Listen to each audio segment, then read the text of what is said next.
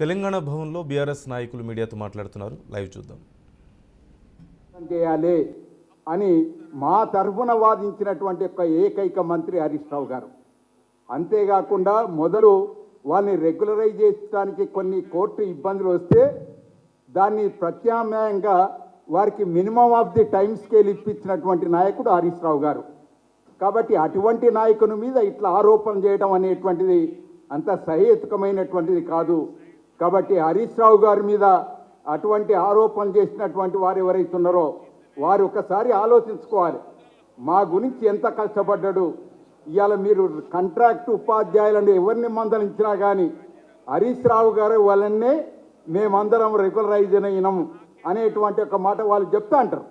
కాబట్టి అటువంటి విషయాలలో ఈ విధమైనటువంటి ఆరోపణలు చేయడం సమంజసం కాదని కూడా మేము తీవ్రంగా ఖండిస్తూ ఆ ఆరోపణలను ఎట్టి పరిస్థితుల్లో మా ఉద్యోగ ఉపాధ్యాయ కార్మికులు సహించరని కూడా ఈ విషయాన్ని కూడా మీకు మనవి చేస్తున్నాను.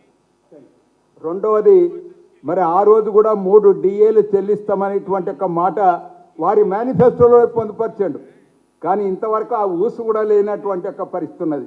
అదేవిధంగా CPS విధానాన్ని రద్దు చేసి ఓల్డ్ పెన్షన్ విధానాన్ని అమలు పరుస్తాము అని మేనిఫెస్టోలో పొందుపరిచినావు. ఇంతవరకు దాని మీద సమీక్ష జరగలేదు ఇంతవరకు.